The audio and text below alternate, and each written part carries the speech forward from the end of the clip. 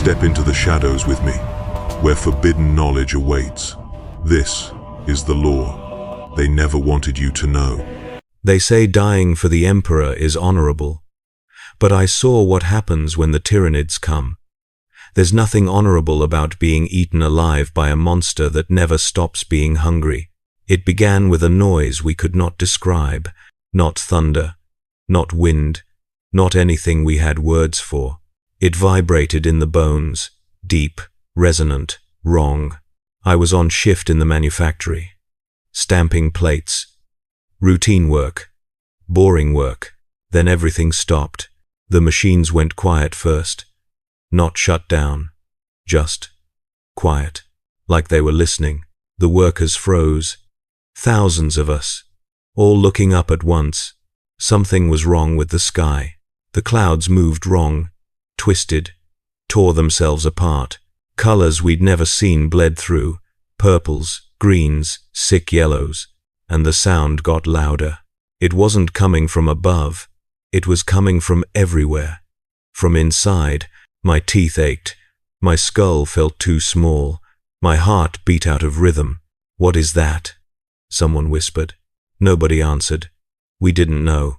Then the rain started. Not water, not acid, something else. Fragments, hard, sharp, clicking as they hit the rockcrete. Cheating. That's what the overseers called it later. Organic armor plating. But we just saw pieces. Fragments. Like broken shells. Each piece was the size of my palm. Curved, ridged, still wet. And they were twitching. Not dead, not inert. Moving, flexing, like they were trying to crawl. One landed near my boot. I stared at it. It had veins, tiny blood vessels still pulsing, still alive. I kicked it away. It skittered across the floor, came to rest against a support pillar, where it started. Growing, the veins spread, connected to the rockcrete, burrowed into the stone. Within seconds, the fragment was anchored, rooted, part of the structure. Emperor's mercy. Someone breathed behind me. The overseer's vox crackled to life. His voice was tight, controlled, afraid. All workers return to stations. Resume production.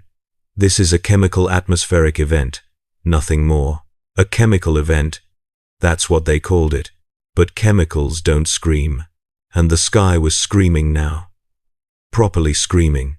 The sound rose. Higher. Shriller. Like a million voices all wailing at once. My hands went to my ears. Didn't help. The sound was inside. Workers started running. Panic spread like fire. The overseers tried to restore order. Shark mauls crackling, voices shouting, but nobody listened. We just ran. I made it to the exit. Pushed through the crowd, got outside, and saw the sky properly for the first time. It was full, not with clouds, not with ships, with things, living things, massive things, things that shouldn't exist. They hung in the air like bloated corpses, grotesque, organic, pulsing. Tendrils dangled from their undersides, kilometers long, swaying, reaching, and they were descending, slowly, deliberately, like they had all the time in the universe. Because they did. The air changed, got thicker, harder to breathe. It smelled wrong, like meat left in the sun, like acid and copper and something sweet. Rot, fresh rot, active decay. My stomach heaved. I bent over, vomited onto the rockcrete. Others were doing the same, hundreds of us, retching, choking. The smell was getting stronger, concentrated, aggressive, like it was trying to get inside us. The hab blocks around the manufactory were coated now, covered in the rain, chitin fragments everywhere, on roofs, on walls, on streets, and they were all growing, spreading, connecting, forming patterns, structures, like a web being woven in fast forward. A child screamed. I turned. She was pointing at her mother. At the woman's arm. There was a fragment there, embedded in the flesh. Just below the elbow, the woman stared at it, touched it, tried to pull it out. It didn't budge. It was rooted, growing into her. The veins from the fragment were spreading. Black lines under her skin, crawling up her arm. She started screaming, clawing at it, tearing her own flesh. Blood poured. The fragment stayed and kept growing. An Arbite's enforcer ran over, drew his bolt pistol, put it to the woman's head. "Emperor, forgive me," he said. He pulled the trigger. The woman's body hit the ground. The fragment kept twitching, still alive, still growing. The Arbite stared at it, then at his gun, then at the sky. "We're all dead," he whispered, and walked away. The Vox speakers mounted on the towers crackled to life. The governor's voice, recorded, "Calm. Citizens of Hive Tertius, remain calm. Remain in your homes. This is a scheduled atmospheric adjustment." A lie. An obvious lie. But some people believed it, wanted to believe it, needed to believe it. They went back inside, sealed their doors, prayed to the Emperor. I didn't go inside. I ran toward the inner hive, toward the walls, toward anything that looked safe. Others had the same idea. A river of people, thousands, tens of thousands, all pushing, shoving, trampling, desperate. The Arbites tried to control the flow, failed, were swept aside, crushed underfoot. I made it 3 blocks before the first of them fell. Not people, the things, the bioships, the nightmare craft. One crashed into a residential spire. The entire structure shuddered, groaned, collapsed. Dust and smoke billowed out, a wave of debris, bodies, screams. I threw myself behind a transport crate, covered my head, waited for death. It didn't come. Not then. When I looked up, the dust was settling, and the bioship was opening. Hatches, sphincters, organic doors dilating, vomiting contents. Things poured out. Living things, moving things, hungry things. They were small at first, dog-sized, scuttling on too many legs, chitin plating, claws, teeth, eyes that glowed faintly in the smoke. They spread out, fast, efficient, like they'd done this 1,000 times before. Because they had, the screaming started immediately. People running, being caught, being torn apart. I saw a man grabbed by 3 of them. They pulled him in different directions. He came apart, not cleanly, not quickly, slowly, messily, wetly, and they ate while he was still screaming. Not chewing, not savoring, just absorbing, dissolving him into themselves. His screams changed pitch, got higher, then stopped, then became something else. A gurgling, a bubbling, the sound of flesh becoming liquid. I ran. Again, away from the feeding, away from the screams. But there was nowhere to go. They were everywhere now. The streets were full of them. The sky was full of them. The very air was full of them. Those fragments that had fallen earlier, the chitin rain, they weren't just growing, they were hatching. Tiny things burst from them, worm-sized, then snake-sized, then bigger, growing in real time, feeding on the rockcrete, on the metal, on each other. Evolution happening in minutes, right in front of us. I ducked into a doorway, an abandoned shop. The owner had fled or been taken. I barricaded the door, pushed shelves against it, boxes, anything heavy. Then I hid. In the back, in the dark, shaking, praying, crying. The sounds outside didn't stop. Screaming, tearing, eating, growing.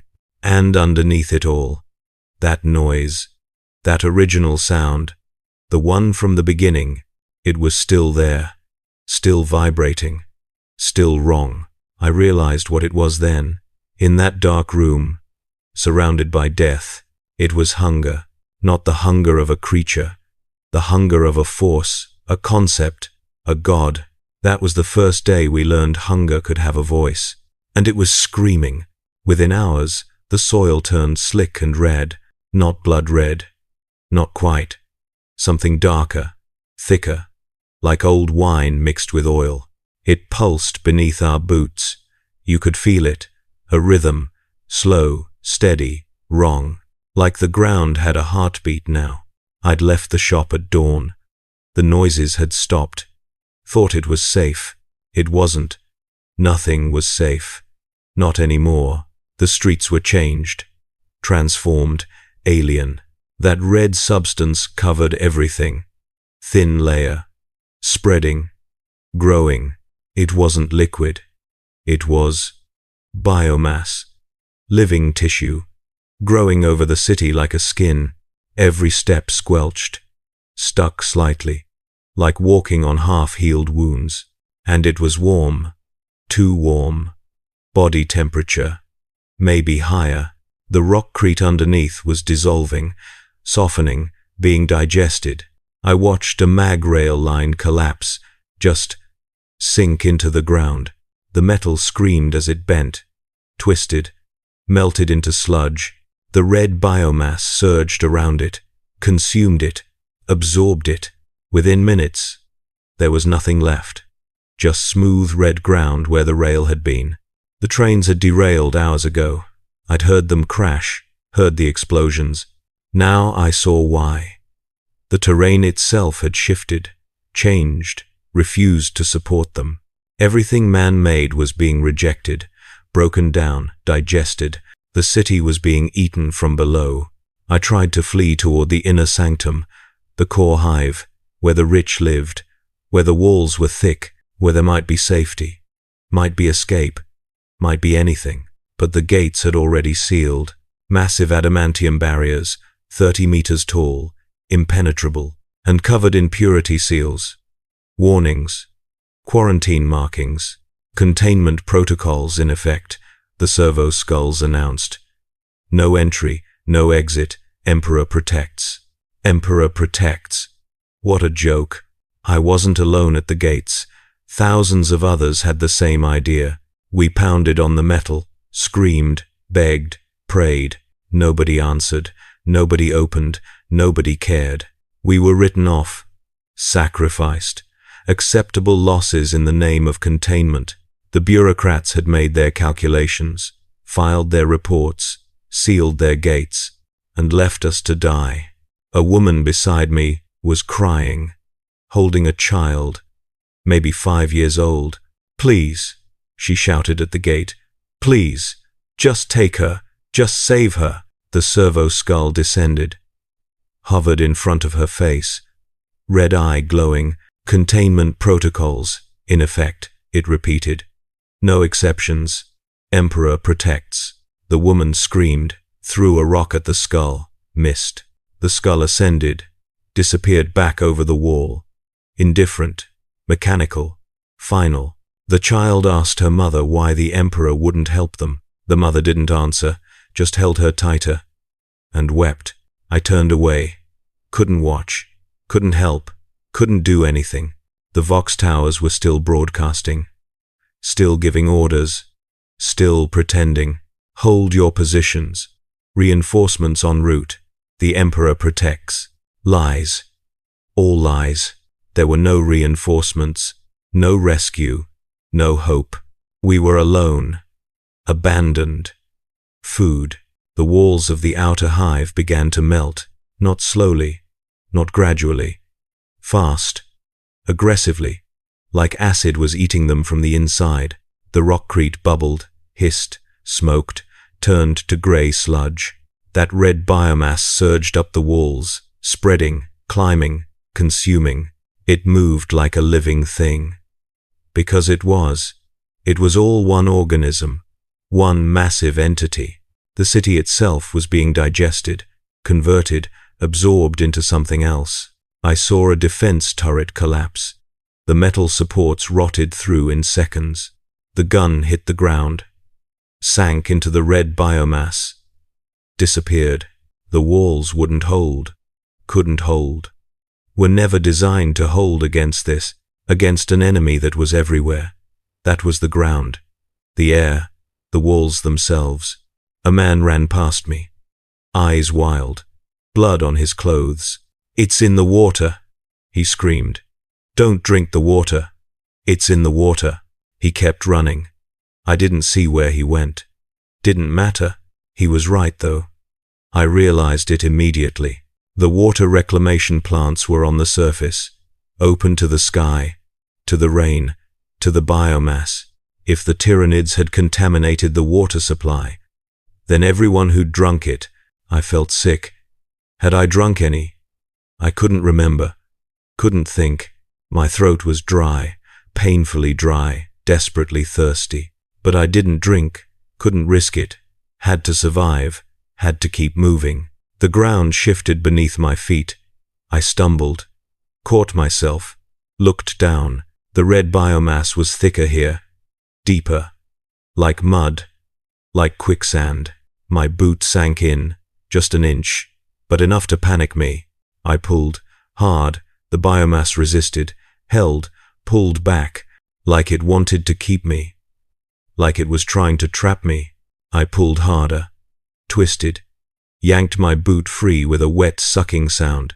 The biomass rippled, reacted, like I'd hurt it, like it was aware.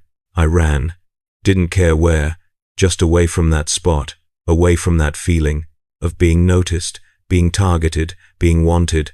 A crowd had gathered in the market square, hundreds of people, all shouting. A preacher stood on a crate, red robes, aquila pendant, voice booming. "This is the Emperor's judgment," he screamed. "We have sinned, we have failed him." Some people were agreeing, nodding, praying, beating their chests. "We must repent. We must show our devotion. Only then will he save us." Others were shouting him down, cursing, blaming, despairing. "The Emperor isn't coming," a woman yelled. "We're alone. We're forgotten." The preacher pointed at her. "Heresy, blasphemy, you doom us all with your words." A fight broke out.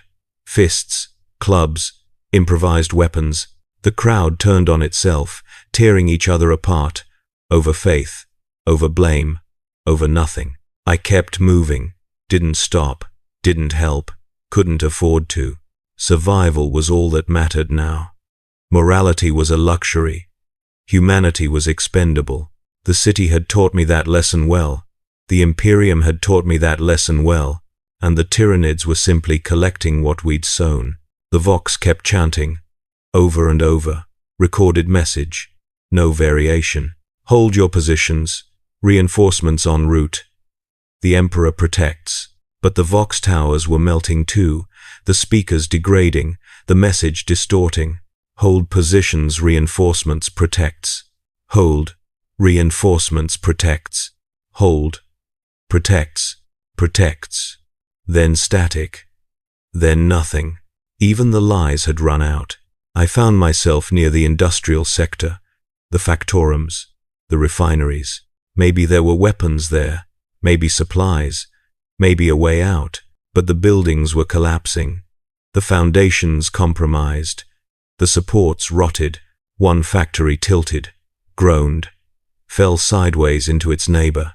The impact shook the ground, dust and debris everywhere, screams from workers trapped inside. The red biomass surged toward the wreckage, flowed into the ruins, feeding, always feeding, never satisfied, never stopping. I heard something behind me, turned. A creature, not like the ones from before, bigger, taller, more complex. It stood on two legs, sort of. The legs bent wrong, jointed in too many places. 4 arms, claws at the ends, each claw as long as my forearm. A head, if you could call it that, just eyes and teeth. So many teeth. It saw me. I knew it did. Felt it. Those eyes focused, locked on, calculated. I froze, couldn't move, couldn't breathe, couldn't think. It took a step toward me. The ground squelched under its weight. Another step. Closer, head tilting, studying. Then it paused, looked away. lost interest, and moved on, toward the crowd in the market square, toward easier prey. I stood there, shaking, alive, confused. Why didn't it take me? Why didn't it attack? Then I understood. I smelled wrong, tasted wrong. Something about me. I'd been close to the biomass, touched it, been touched by it. Maybe I had traces of it on me, in me, marking me as already claimed. The thought made me want to vomit, but I didn't, couldn't waste the energy. Instead, I kept moving, deeper into the industrial sector, away from everything. Even the ground no longer belonged to us. Nothing belonged to us. Not anymore. We were trespassing on our own world. And the rent was due. The Tyranids came in silence. That's what I remember most. The silence. No roaring, no war cries, no battle hymns. Just movement. Fast, efficient, deadly. A blur of claws and tendrils breached the perimeter before the sentries could scream. 1 second the defensive line was solid. Soldiers, sandbags, autoguns. The next second it was gone. Shredded, scattered, red mist and screaming metal. I was behind the line, way behind, with the auxiliaries, the conscripts, the expendables. We weren't soldiers. We were bodies. Numbers. Ammunition for the grinder. They'd handed us lasguns, ancient things, half-functional, prone to overheating, and told us to hold, to die with honor, to serve the Emperor. We nodded, said yes, lied to ourselves, pretended we were brave. But when the Tyranids hit the line, we knew. We knew we were dead. Their shadows merged with smoke and flame. You couldn't track them, couldn't aim. They moved faster than thought, faster than reflex, faster than fear. A man beside me raised his gun, fired, hit nothing, was torn in half before he could reload. Just torn, ripped apart, vertically, from groin to skull. His halves fell in opposite directions, still twitching, still alive for a few seconds, then dead, then meat, then nothing. I fired, didn't aim, just pointed and pulled the trigger. Again, again, again. The last gun hissed, spat red bolts, hit something. Maybe, probably not. Didn't matter. Nothing mattered. Just keeping my finger moving, pretending I was fighting. A creature appeared in front of me, out of nowhere, just there. 4 legs, hunched posture, head like a battering ram, scything claws. It was 2 meters away, close enough to see details, close enough to smell. It smelled like rot and acid and something earthy, organic, alive. I fired, point blank. The last bolt hit its chest, burned a hole, cauterized the wound. The creature paused, looked down at the hole, looked back at me, and kept coming. I fired again, and again, and again, until the power pack died. The gun hissed, empty, useless, dead weight. I threw it at the creature, missed, turned to run, didn't make it 3 steps. Something hit me from behind, hard, fast, knocked me flat. I hit the ground, tasted blood, tasted dirt, tasted that red biomass coating everything. I rolled over, looked up, saw death. The creature stood over me, 1 claw raised, ready to strike, ready to end me. I closed my eyes, waited, prayed. The blow didn't come. I opened my eyes. The creature was gone. Moved on. Found other prey. Why? Why did it spare me? Again? I didn't understand. Didn't want to understand. Just wanted to survive. I scrambled to my feet. Looked around. The line was gone. Completely. Bodies everywhere. Parts of bodies. Blood. Organs. Weapons. All mixed together. The Tyranids were through, moving toward the next line, the next defense, the next meal. I ran, away from the front, away from the fighting, away from honor and duty and death. Coward. That's what they'd call me. If anyone lived to call me anything, but I didn't care. Survival was all that mattered. Living one more second, one more minute. I found other runners, other cowards. We didn't speak, just ran together, safety in numbers, or the illusion of safety, which was enough. The city was unrecognizable now. The Tyranids had been here for days, maybe weeks. Time was strange. Buildings were gone, replaced with organic structures, living architecture, breathing walls. The streets were rivers of that red biomass, knee-deep in places, moving, flowing, digesting. Dead things floated in it, bodies, vehicles, debris, all slowly dissolving, being absorbed. We tried to stay out of it, jumped from rubble to rubble, roof to roof, anything solid, but solid things were disappearing, melting, joining the biomass, becoming part of the swarm. A woman in our group stepped wrong, slipped, fell into the biomass. She screamed, tried to climb out. The biomass held her, pulled her down. We reached for her, tried to help. But the biomass was too strong, too hungry. She sank, slowly, struggling, screaming, begging. Her head went under. The screaming stopped. The biomass rippled, bubbled, then was smooth again, like she'd never been there, like she'd never existed. We kept running. Left her behind. Had to. Couldn't help. Couldn't save anyone. My comrade was taken next. A man I'd worked with, fought beside, shared rations with. We were crossing an open space. A plaza. Used to be a market. Now just red ground. They came from above, dropped from the sky. Wings, talons, shrieking, flying Tyranids. Smaller than the others, faster, more agile. One grabbed him, claws sinking into his shoulders, lifting him, carrying him away. He screamed my name, reached for me, begged me to help. I couldn't.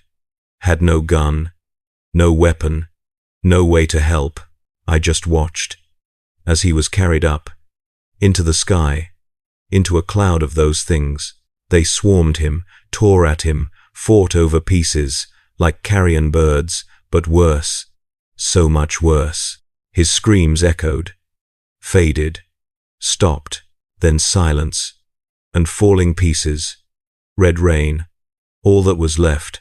I swear the creature that took him looked at me, before it flew away, after it was done, not with eyes, with something else, intelligence, awareness, purpose. It wasn't looking at me like I was prey. It was looking at me like I was useful, interesting, worth keeping. The thought terrified me more than dying, more than being eaten, more than anything. What if they weren't just eating us? What if they were studying us, learning us, becoming us? I ran faster, didn't look back, didn't think, just moved. The others were gone now, scattered, taken, dead. I was alone, alone in a dying city, in a doomed hive, on a planet being devoured. No backup, no rescue, no emperor, just me, and them, and hunger. The defensive lines kept collapsing. I heard them, over the vox, over the screaming. Third line compromised, fall back, fall back. Fifth line overrun, requesting immediate support. Seventh line, Emperor protect us. Seventh line is static, silence, death. The guard was broken. The PDF was shattered. The Arbites were slaughtered. Everything humanity had built, every defense, every weapon, every prayer, meaningless. The Tyranids didn't fight like soldiers. They didn't have tactics, didn't have honor, didn't have mercy.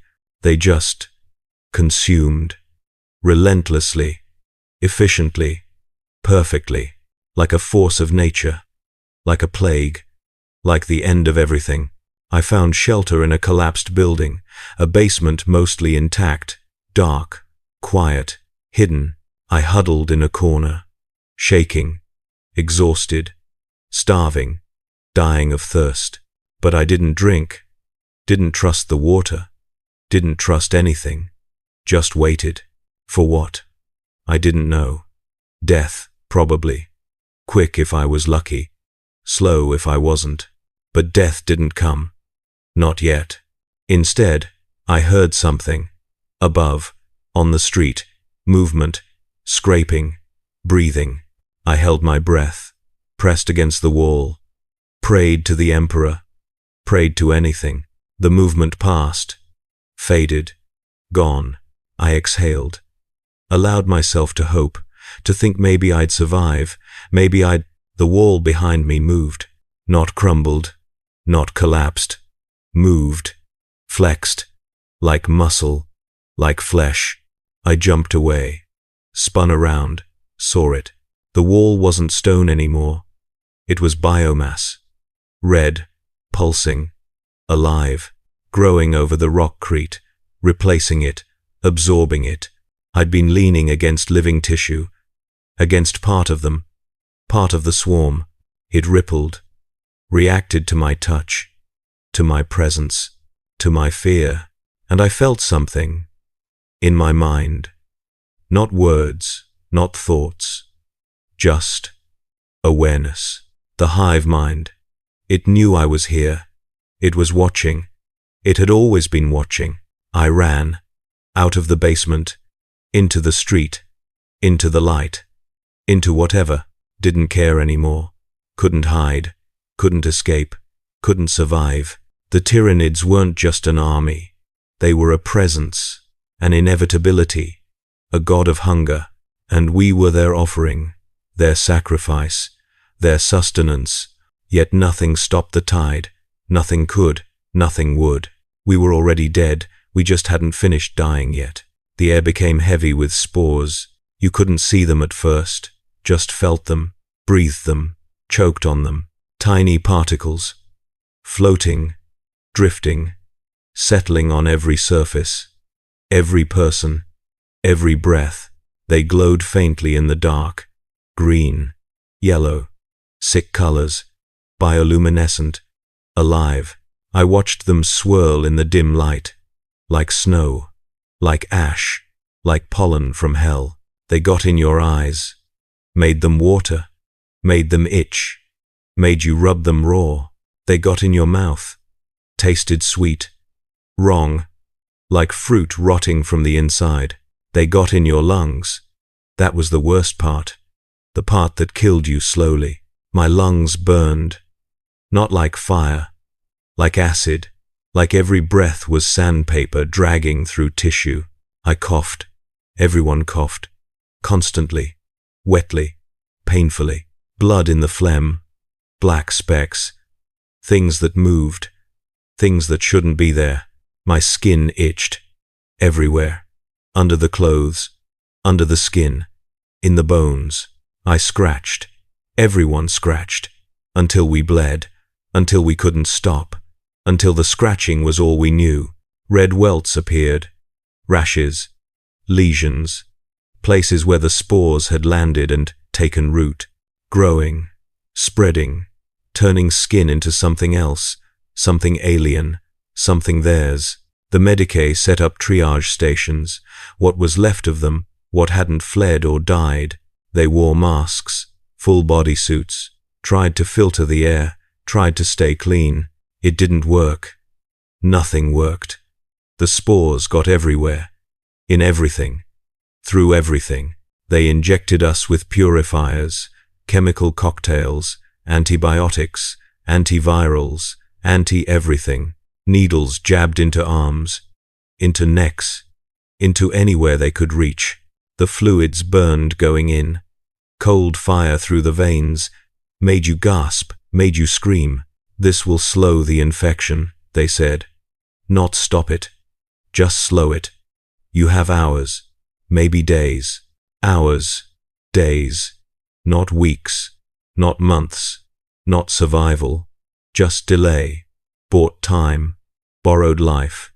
I took the injection, felt it burn, felt it spread, felt it fail. Because the spores weren't just infection, they were transformation, conversion, integration. The Medicae knew it. I saw it in their eyes, in their shaking hands, in the way they wouldn't meet your gaze. We were already lost. They were just going through the motions, following protocol, pretending. One man refused the injection, started ranting, screaming at the Medicae. "You're killing us. Those shots are poison. You're working for them." The Medicae tried to calm him. Explain. Reason. He grabbed a scalpel, held it to a Medicae's throat, demanded the truth. An Arbeitsenforcer shot him, clean, professional, through the head. The body dropped. The Medicae went back to work. Nobody said anything. Nobody cared. We were all dying. The method didn't matter. The speed didn't matter. Just the fact. Each breath tasted like spoiled fruit, sweet, rotten, wrong. Like someone had mixed flowers with corpses. Like perfume made from death. It coated your tongue, stuck in your throat, made you gag, made you heave. But there was nothing to vomit. We hadn't eaten in days, hadn't drunk clean water, hadn't had anything real. Just the spores, just the air, just the slow death crawling into us one breath at a time. I saw one man cough up his own teeth, just fell out, into his hand. Black, rotten, crumbling, like they'd aged a century in days. He stared at them, touched his gums, felt the empty sockets, the bleeding holes, and kept whispering prayers, over and over, mechanical, desperate, hopeless. "The Emperor protects. The Emperor protects. The Emperor protects." But his voice was wrong, slurred, toothless, weak, and the Emperor wasn't listening, wasn't coming, wasn't there. Others lost hair, whole patches, just fell out in clumps, leaving scalp raw and weeping. Others lost nails, fingers swelling, toes blackening, necrosis setting in, flesh dying while still attached. Others lost minds, started talking to things that weren't there, seeing things, hearing things. One woman stood in the middle of the street, naked, covered in lesions, laughing. "They're beautiful," she said. "Can't you see them? Dancing, singing. They love us. They want us." She reached up, toward the sky, toward the spore clouds, toward the swarm. "Take me," she begged. "Please, take me. Make me yours." Something did. A flying Tyranid swooped down, grabbed her, lifted her. She didn't scream. She laughed. Joyful, ecstatic, grateful. Then she was gone, carried away. Into the clouds, into the biomass, into oblivion. The rest of us just watched. Too tired to care, too sick to react, too dead to feel. Somewhere above, the swarm feasted on the sky. The bioships, the living vessels, the massive creatures that carried the invasion. They filled the sky now, wall to wall, horizon to horizon, blotting out the sun. What little light reached us was filtered, green, sickly, wrong, like being at the bottom of a poisoned ocean, like drowning in slow motion, like living in a grave. Tendrils hung from the bioships, kilometers long, swaying, reaching. They touched buildings, dissolved them, absorbed them, fed them to the ships above. They touched people, same result, faster even. Flesh was easier to digest than stone. I watched one tendril descend, slow, deliberate, hunting. It found a group of refugees, 20, 30, huddled together, nowhere to run. The tendril split, branched, like a tree, like fingers, like a hand reaching down from God. It touched the first person, a man, old, weak, already dying from the spores. His skin sizzled, melted, turned to liquid, ran off his bones like wax. His skeleton stood for a moment, held together by disbelief. by physics that hadn't caught up. Then it collapsed, clattered to the ground. Empty, clean, picked bare. The tendril moved to the next person, and the next, and the next. Efficient, methodical, unstoppable. The survivors ran, scattered, but the tendril split again, and again, chasing, catching, consuming. Within minutes, they were all gone, all absorbed, all part of the swarm. The tendril retracted, rose back into the sky, back into the bioship, carrying the harvest, and the ship grew, swelled, fed by us, by our bodies, by our city, by our world. I wondered how big it would get, how many people it would take, how long we could feed it. Probably longer than we'd last, probably forever, probably we'd run out before it did. My skin was changing. I noticed it in the triage station, under the harsh lights. The lesions weren't just sores, they were growths, structures, organized, purposeful, tiny ridges, patterns, like scales, like chitin, like armor forming. I touched one. It was hard, rigid, not skin anymore, something else, something theirs. A Medicae saw me looking, shook his head, didn't need to say it. I knew. I was being converted, transformed, assimilated, piece by piece, cell by cell. Soon I wouldn't be human. Not entirely. Not enough to matter. I'd be something in between, something new, something that belonged to them. The thought should have terrified me, should have driven me mad, should have made me end it. But I felt nothing, numb, empty, accepting. Maybe the spores did that too. Took the fear, took the fight, took the will to resist, made you compliant, made you food, made you grateful for the honor of being devoured. Others were further along, more changed, more gone. A soldier stumbled past. His arm wasn't an arm anymore. It was a claw, segmented, chitinous, functional. He stared at it, flexed it, watched it move, like it wasn't his, like it belonged to someone else. It doesn't hurt, he said. To nobody, to everyone, to himself. It should hurt, but it doesn't. It feels right. He walked away. Into the red biomass, into the swarm, into the transformation. Nobody stopped him. Nobody tried. What was the point? We were all going there, all becoming that, all joining them. Just a matter of time, of exposure, of breath.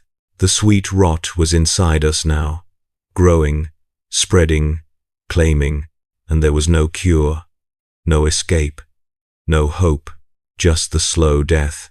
The painful transformation, the horrifying birth into something new.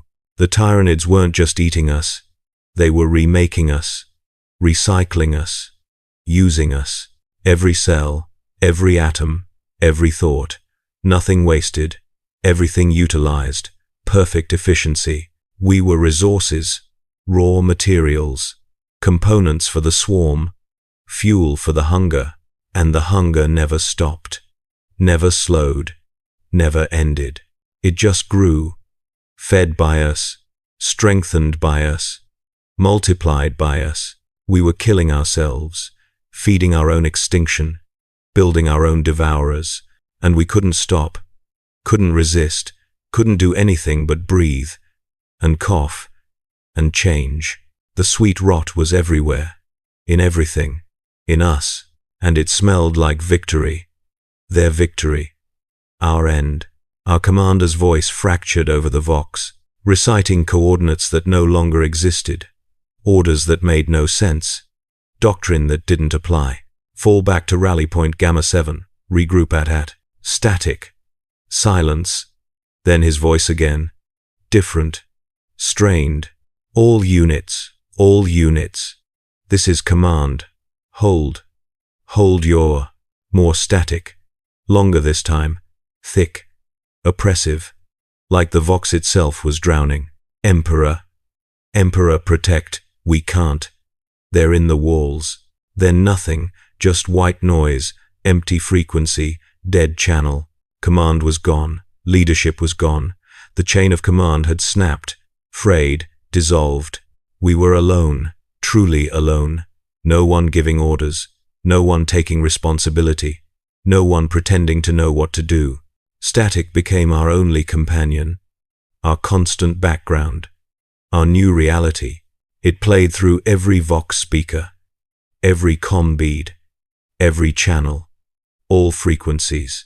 Not clean static, not simple noise, something else, something underneath. Patterns, rhythms, almost like language, almost like voices, almost like thoughts. I tried changing channels, switching frequencies, finding something, anything, anyone. But it was all the same. The static, the patterns, the almost voices. Like the hive mind had learned to speak, learned to use our tools, learned to broadcast. Not with words, with feelings, impressions, concepts, fear, hunger, inevitability. The soldiers fought shadows, shooting at sounds that crawled through the metal walls. Paranoia set in. Everyone was jumpy, trigger-happy, seeing enemies everywhere. Seeing nothing at all. A man fired at his own reflection, emptied his magazine, reloaded, fired again. "I saw it move," he screamed. "I saw it move wrong." Maybe he did. Maybe the reflection did move wrong. Maybe reality didn't work right anymore. Nobody questioned it. Nobody mocked him. We'd all seen things, felt things, knew things. The walls moved sometimes, breathed, pulsed, grew eyes, grew mouths, grew things. The metal was corrupted, infected, replaced, slowly converted into biomass, into living tissue. You'd touch a wall and it would be warm, soft, yielding, like touching skin, like touching flesh. And sometimes it would touch back, press against your palm, pulse, respond, like it knew you were there, like it was aware, like it was watching. We stopped touching the walls, stopped leaning, stopped trusting anything solid, anything stable, because solid things weren't solid anymore. Stable things weren't stable. Reality was negotiable. I began hearing whispers. Not human, not machine. Something else. Something vast. Not in my ears. In my head. Behind my thoughts. Underneath my consciousness. Like someone was standing just out of sight. Always. Forever. Watching. Waiting. Knowing. The whispers had no words. Just impressions. Feelings. Ideas that weren't mine. I felt hunger. Not my hunger. Theirs. The swarm's hunger. The hive mind's hunger. Endless. Infinite. Overwhelming. Not malicious. Just necessary. Natural. Inevitable. Like breathing. Like existing. Like the universe demanding to be fed. And we were the meal. I tried to ignore it. Tried to focus. Tried to think my own thoughts. Be my own person. But it was hard. Getting harder. The whispers grew louder, clearer, more insistent, and I began to understand them, began to agree, began to think they made sense. We were food. We were resources. We were meant to be consumed. It was our purpose, our destiny. The thought terrified me, not because it was wrong, but because it felt right, true, obvious. I shook my head, slapped myself, bit my tongue. Anything to break the spell, break the connection. It worked. Briefly, the whispers receded, faded, gave me space. But I knew they'd come back. They always came back. Each time stronger, each time clearer. And eventually I wouldn't resist. Wouldn't want to resist. Wouldn't remember there was anything to resist. A woman sat in the corner, rocking, humming, eyes vacant, gone. Someone asked her a question. She didn't respond, didn't acknowledge, didn't see us. She just hummed. The same note, over and over, perfect pitch, perfect rhythm. I recognized it. The frequency of the hive mind, the bass tone underneath the static. She was tuned in, connected, broadcasting and receiving, part of the network now. Her body was still human, mostly, but her mind was gone, joined, assimilated, uploaded. She smiled, peaceful, content, happy, like she'd found paradise, like she'd come home. And maybe she had. Maybe being part of the hive mind was better than being alone, better than being afraid, better than being human. The soldiers stopped patrolling, stopped maintaining discipline, stopped pretending. They just sat, stared, waited, weapons forgotten, duty abandoned, souls empty. One muttered to himself, same phrase, over and over, like a prayer, like a mantra. I see them, I see them, I see them. What do you see? I asked. He turned to me, slowly, eyes unfocused, pupils dilated, black and empty. Everything, he whispered. I see everything, all at once, forever. The hive mind? No, not mind. Minds, billions, trillions, all connected, all one, all knowing, all seeing. What do they see? He smiled, sad, knowing, broken. Us. They see us. They've always seen us. We just didn't know, didn't understand. What do they want? To eat, to grow, to become. It's not personal. It's just what they are, what they do. Can we stop them? He laughed. Hollow, empty, dead. Stop hunger? Stop existence? Stop the universe? No, we can't. We never could. He stood, walked toward the door, toward the biomass, toward them. Where are you going? I asked. To join them, to be part of something bigger, something that makes sense. But you'll die. No, I'll live, forever, in them, through them, as them. He left. I didn't follow, didn't stop him, didn't try, because part of me understood, part of me agreed, part of me wanted to join him.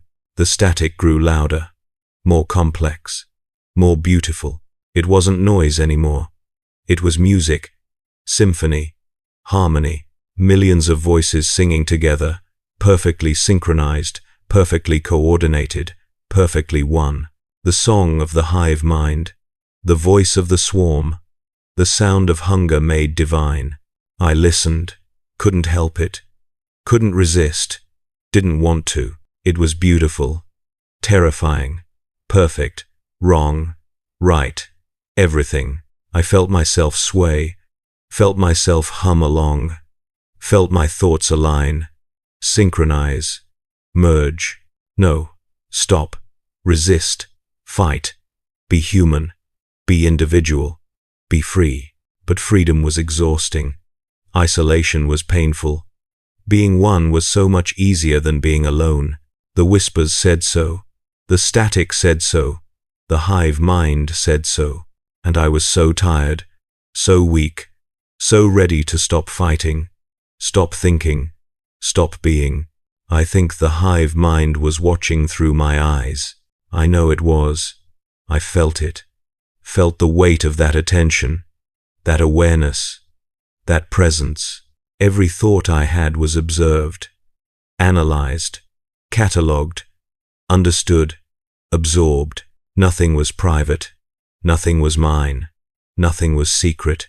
The hive mind knew everything, saw everything, was everything, and it was patient, so patient, because it knew I would join, knew I would surrender, knew I would become. Not today, not yet, but soon, inevitable, certain, destiny. The vox crackled one last time, a final message, barely audible, almost gone. This is anyone, if anyone can hear.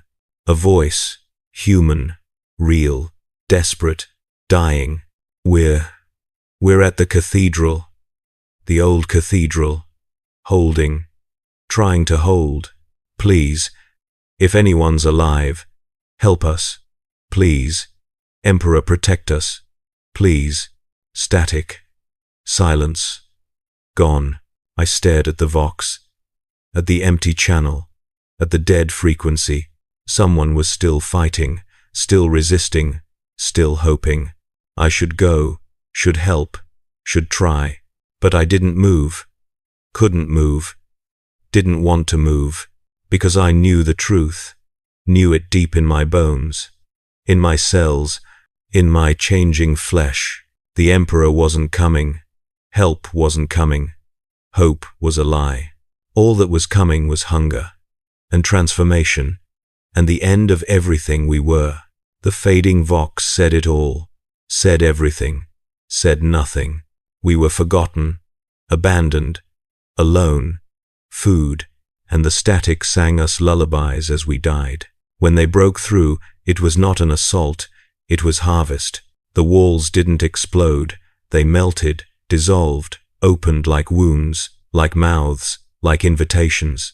The Tyranids poured through, not running, not rushing, just flowing, like water, like a tide, like something natural, something inevitable, something right. They moved like a tide of blades, cutting, consuming, leaving only liquefied remains.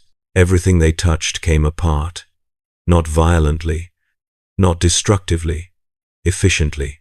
A man was there 1 second, gone the next, reduced to slurry, to components, to nutrients. His scream started, never finished, just became bubbling. Then silence, then nothing. Another tried to fight, emptied his gun, hit 3 of them, killed 0.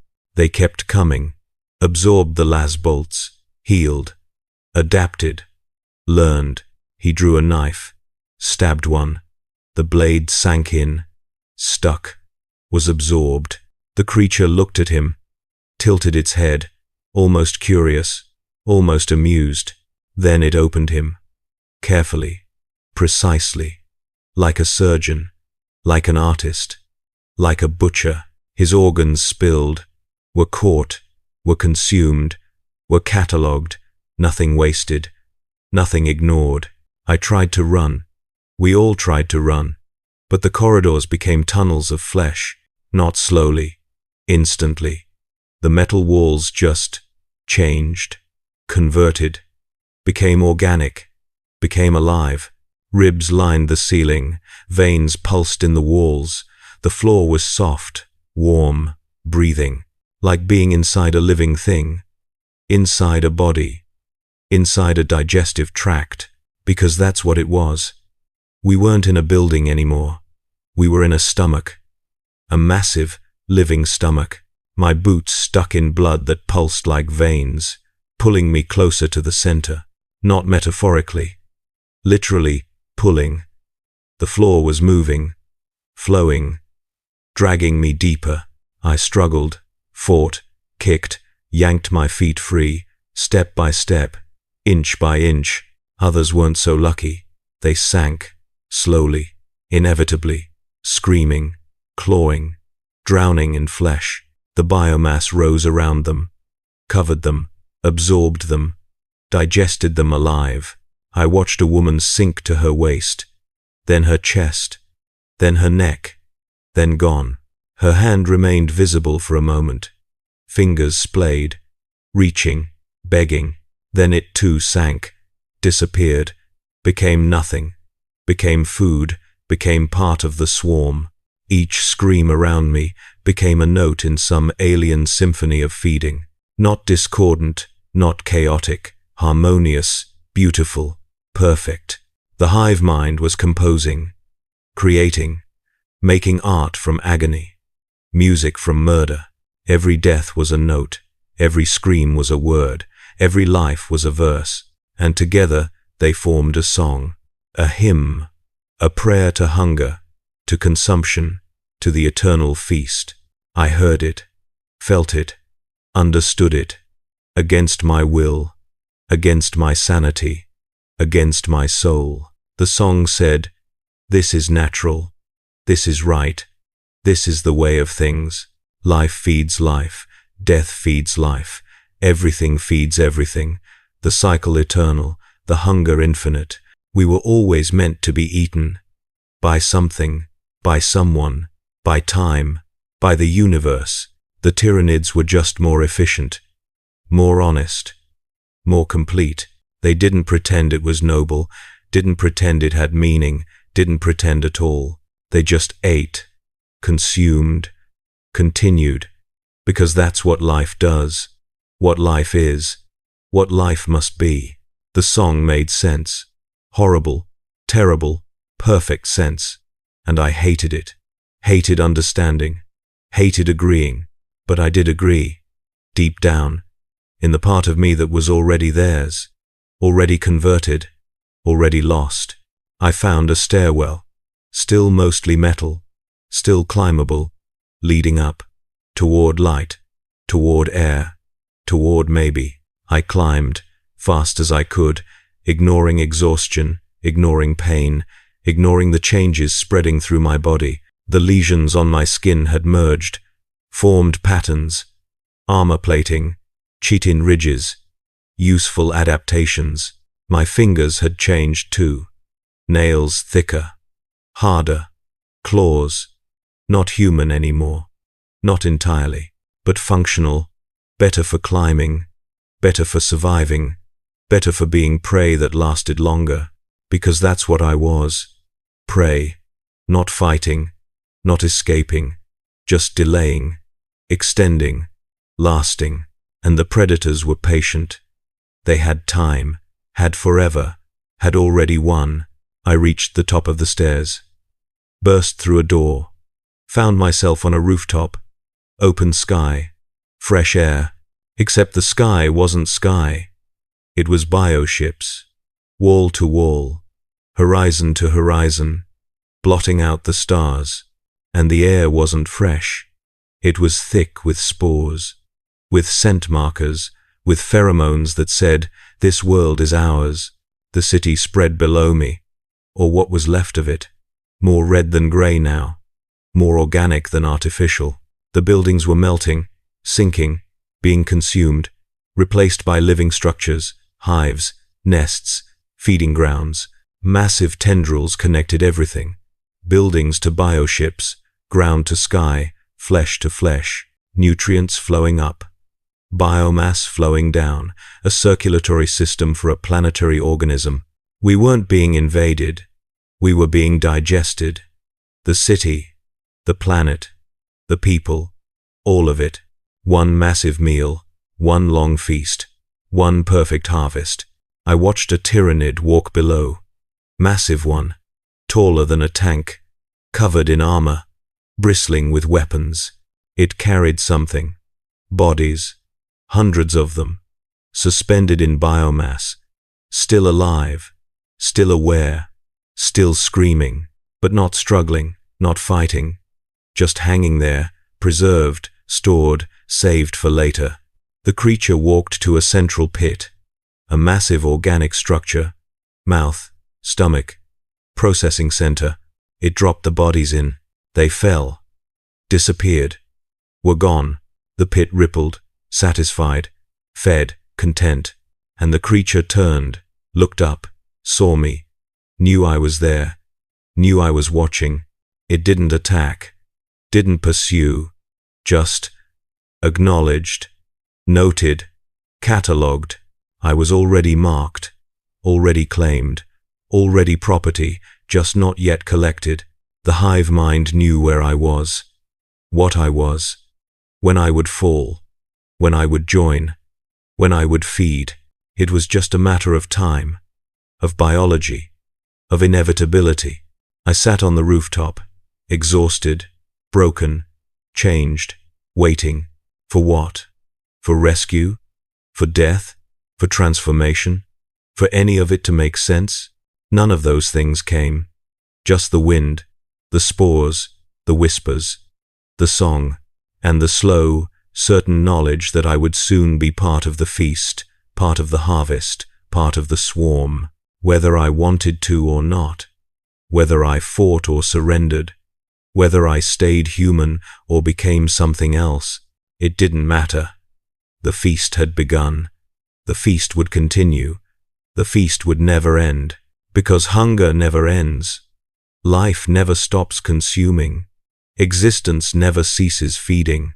The Tyranids were just the universe's way of reminding us, teaching us, showing us the truth. We were always food, always resources, always temporary, always doomed. From the moment we were born to the moment we died, from the first cell to the last thought, everything we were, everything we built, everything we believed, all of it was just seasoning, flavor for the feast, nutrition for the swarm, components for something larger, hungrier, more real. I laughed. Couldn't help it.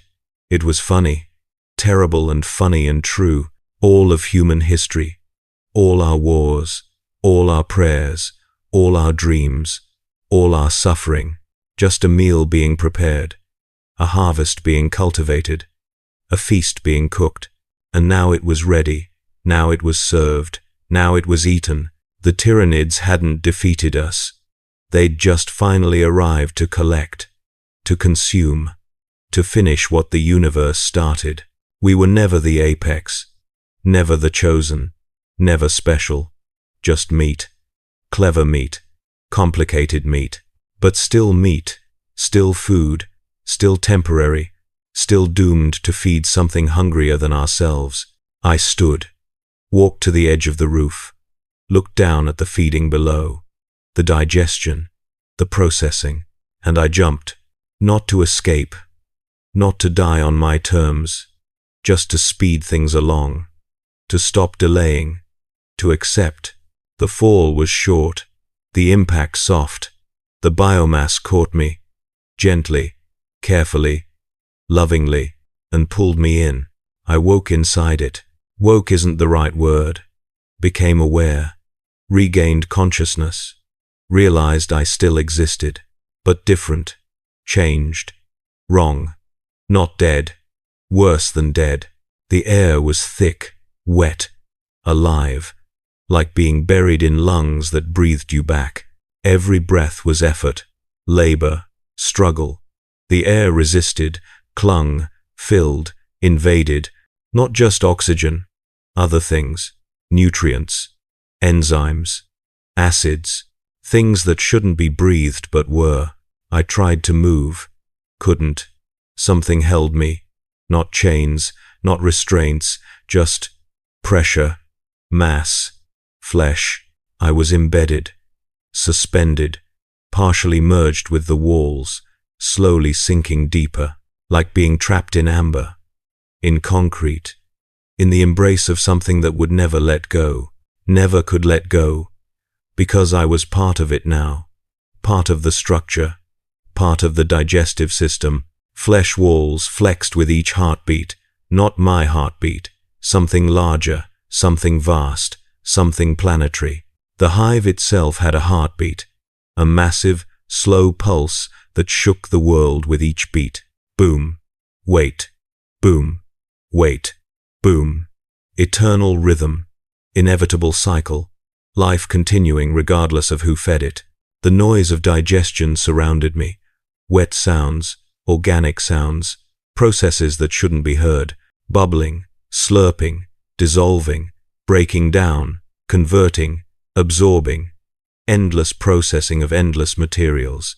I wasn't alone in here. Others were embedded too, all around me, hundreds, thousands, maybe millions. I saw them, partially, their faces pressed against the translucent walls, eyes open, mouths open, aware, still alive, still conscious, still feeling, but unable to move, unable to scream, unable to die, just suspended, preserved, slowly digested, cell by cell, piece by piece, memory by memory. I saw fragments of uniforms, weapons, faces melting together, becoming one mass, one substance, one component. A soldier's face next to a worker's hand, next to a child's leg, all merging, all blending, all becoming food, not horrifying, not anymore, just factual, observed, accepted, the way things were now, the new normal. My body no longer obeyed me. Arms wouldn't move, legs wouldn't kick, mouth wouldn't close, eyes wouldn't blink. The biomass controlled it all now, moved my limbs when useful, kept me breathing when necessary, sustained me until I was fully processed. I realized I was already being broken down, cell by cell, molecule by molecule, atom by atom. My skin was dissolving, slowly, painlessly, becoming liquid, becoming nutrients, becoming part of the swarm. I watched my hand. The flesh rippled, separated from bone, dripped away like wax, left skeleton visible. Then the bone itself began to dissolve, soften, become translucent, become nothing. Within hours, days, I would be completely gone. No body, no skeleton, no proof I'd existed, just components, proteins, minerals, energy, recycled into the swarm, used to build new Tyranids, new bioships, new horrors. I would become a claw, a tooth, a neural pathway, a tiny piece of something larger, hungrier, eternal. And part of me was okay with it, accepting, relieved even, grateful, because existence was exhausting, being individual was lonely, fighting was pointless, dying was terrifying. But this was simple, peaceful, purposeful, becoming part of something that would never die, never end, never fail. The hive would continue, would spread, would consume, would exist, forever, inevitably, eternally. And I would be part of that, a tiny part, an insignificant part, but part nonetheless, not forgotten, not wasted, not meaningless, just recycled, reused, repurposed, made useful. It was almost comforting, almost beautiful, almost made sense of everything. All the suffering, all the struggle, all the pointless fighting. We were just resources waiting to be harvested, and now we had been. Mission accomplished, purpose fulfilled, destiny realized. The wall beside me pulsed, throbbed, contracted, squeezed, digestive peristalsis, moving materials deeper, moving me closer to the end. I felt myself slide, sink, descend, into warmer areas, darker areas, more active areas, processing centers, where bodies went in whole and came out, not whole, not anything, just slurry, just nutrients, just fuel for the hunger. I passed other faces. Some I recognized, most I didn't, all aware, all watching, all accepting. A woman I'd worked with. She saw me, tried to smile, couldn't. Her face was already half dissolved, jaw missing, teeth floating, but her eyes smiled, grateful, peaceful, happy to see someone familiar, happy to not be alone in the ending. I tried to smile back, couldn't. Same reason. My face was going too, melting, dripping, becoming nothing. But I think she understood. I think we all understood each other now, connected not by words but by shared experience, shared fate, shared digestion. We were brothers and sisters in consumption, children of the feast, family in dissolution, united in becoming nothing. The thought should have horrified me, should have driven me mad, should have made me rage against the dying of the light, but it didn't. I felt calm, serene, complete, like I'd finally found my purpose, my place, my home. This was where I belonged, where I'd always belonged, in the belly of something larger, something important, something eternal, not wasted, not forgotten, not discarded, used, consumed, made meaningful through consumption.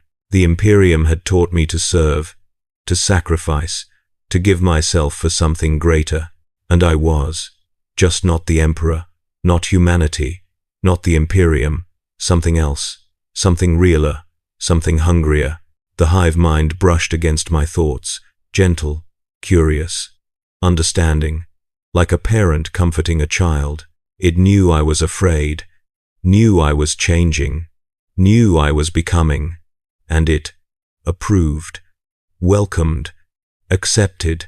I was valuable, useful, wanted, not for what I'd done but for what I was made of, for my components, my proteins, my minerals.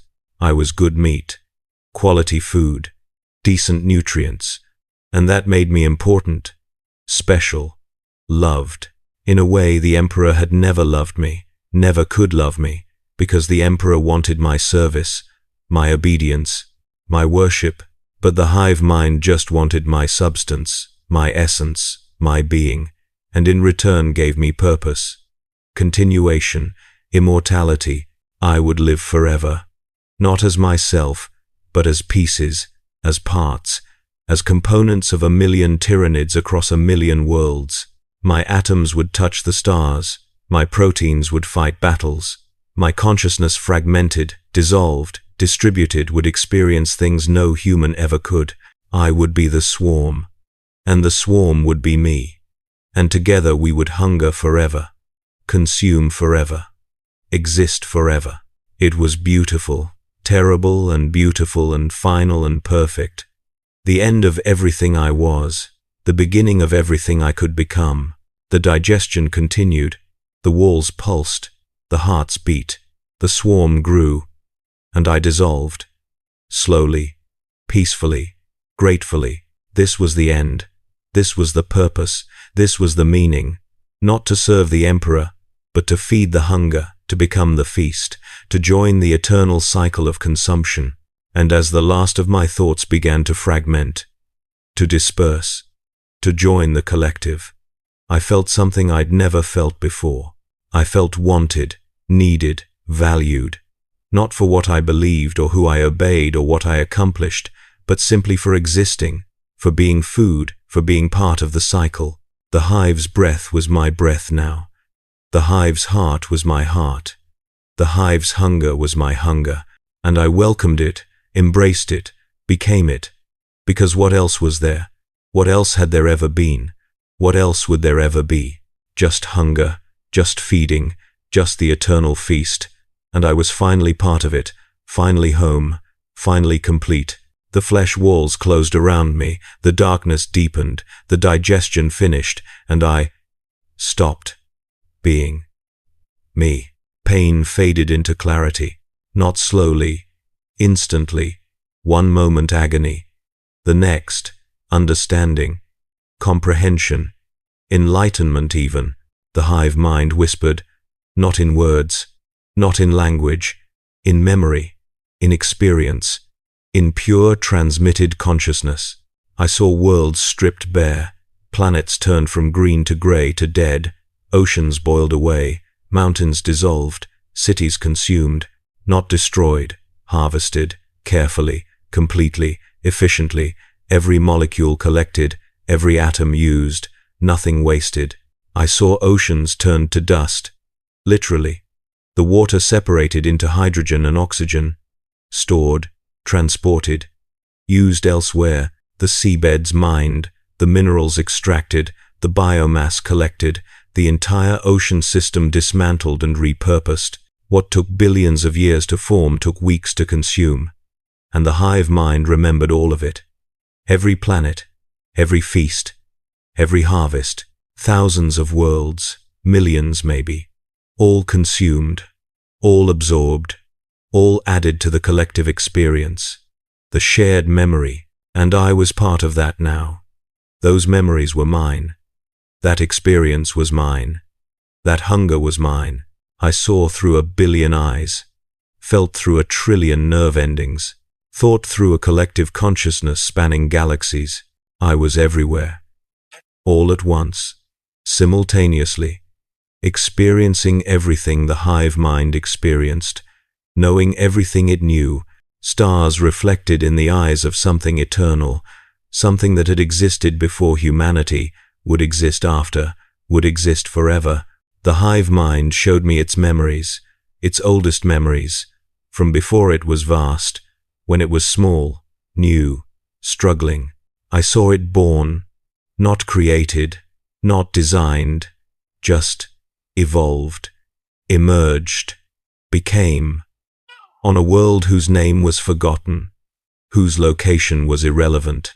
It had been prey once, weak, vulnerable, hunted, dying, desperate, hungry, always hungry, starving, nearly extinct, but it learned, adapted, consumed, grew, became predator, became apex, became swarm, became eternal, and it remembered that hunger, that desperation, that drive to survive. It never forgot, would never forget, could never forget, because the hunger was not cruel, not malicious, not evil, just necessary, natural, survival, the most basic imperative, the most fundamental law: eat or be eaten, consume or be consumed, grow or die, simple, clear, honest, true, no lies, no pretense, no nobility, no honor, just hunger, just survival, just existence continuing at any cost. And that honesty was refreshing, liberating, pure. Compared to the Imperium's lies, the Emperor's false promises, humanity's self-deception, the hive mind didn't pretend to be noble, didn't claim divine purpose, didn't promise salvation, just consumed, existed, continued, and in that simplicity was perfection. In that honesty was peace. In that clarity was truth. I felt myself dissolve. Not my body that was already gone. My thoughts, my identity, myself, merging into the collective. My memories joined billions of others. My experiences added to the vast library. My consciousness distributed across the swarm. I was no longer one. I was many. I was all. I was the hive mind, and the hive mind was me, and together we were complete. The last thing I remembered before the darkness took me was acceptance, not resignation, not defeat. Acceptance, true acceptance, understanding, agreement, willingness. This was right. This was natural. This was the way things should be. Always had been. Always would be. The Emperor was never coming. Had never been real. Had never cared. Had never existed except as a lie humanity told itself. A lie to avoid facing the truth.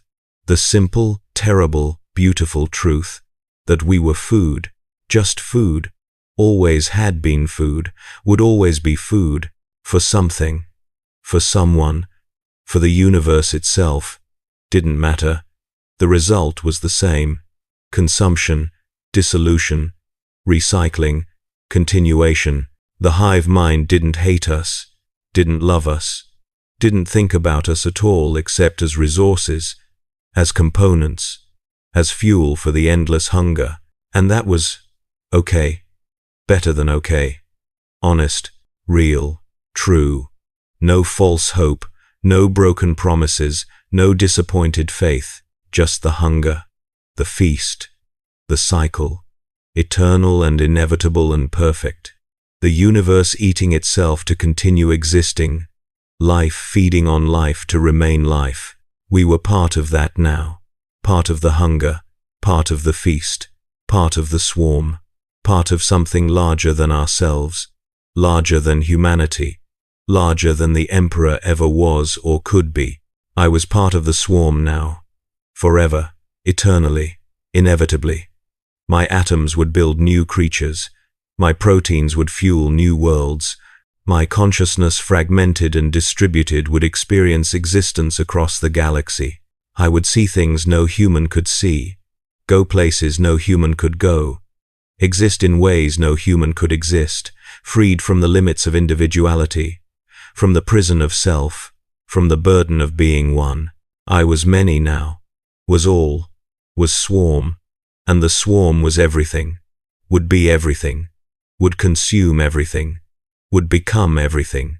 until the universe itself ran out of food, ran out of energy, ran out of existence. And even then, the hunger would remain, the hive mind would remain, waiting, patient, eternal, for the next universe, the next reality, the next feast. Because hunger never truly ends, life never truly stops, existence never truly ceases, it just transforms, changes, continues, in new forms, new ways, new hungers. And we would be there, always, forever, eternal. The hive mind, the swarm, the hunger, the feast, the truth, the end, the beginning, everything, nothing, all, void, simultaneously, paradoxically, perfectly. I felt joy, not human joy, something else, something purer, the joy of purpose fulfilled, of existence validated, of meaning found. I had spent my life searching for meaning, serving the emperor, fighting the enemies, praying for salvation, hoping for purpose, and I'd found it, here, in the belly of the beast, in the consciousness of the swarm, in the hunger that never ends. My purpose was to be consumed, to be used, to be part of something greater, to feed the eternal hunger, to continue the cycle, and that was enough, more than enough, everything, the only thing, the true thing, the real thing. The lies fell away, the false hopes, the broken promises, the emperor's deception, the Imperium's cruelty, all of it, gone, dissolved, meaningless. Only the hunger remained, only the truth, only the feast, only the cycle, only the swarm, only existence, only reality, only this. And I was grateful, thankful, blessed even, to finally understand, to finally see, to finally know the truth, the only truth, the eternal truth. We are food. We were always food. We will always be food, for something, for the universe, for existence itself, for the hunger that drives all life. And that's okay. That's right. That's perfect. That's beautiful. That's true. That's everything. That's all there is. All there was. All there will be. Just hunger. Just feeding. Just the feast. Eternal and inevitable and perfect and true. The darkness took me, welcomed me, embraced me, and I dissolved, completely, finally, peacefully. I was gone. I was everywhere. I was nothing. I was everything. I was the swarm, and the swarm was eternal. The hive mind sang, and I sang with it, not with voice, with existence, with being, with hunger, with truth. We sang the song of consumption, the hymn of hunger, the prayer of the feast, the truth of existence. And across the galaxy, across reality, across time itself, the song continued, would always continue, could never stop. Because hunger never stops, life never stops, existence never stops, the cycle never stops, the feast never stops, the swarm never stops. It only grows, spreads, consumes, becomes more, always more, forever more, infinite, eternal, everything. And I was part of it, forever, always, eternally, no longer human, no longer individual, no longer alone, no longer afraid, just part of the hunger, part of the swarm, part of existence, part of truth, part of everything, part of all. And that was enough, more than enough, everything, the only thing, the true thing, the real thing, the eternal thing. The feast had finished, the feast had begun.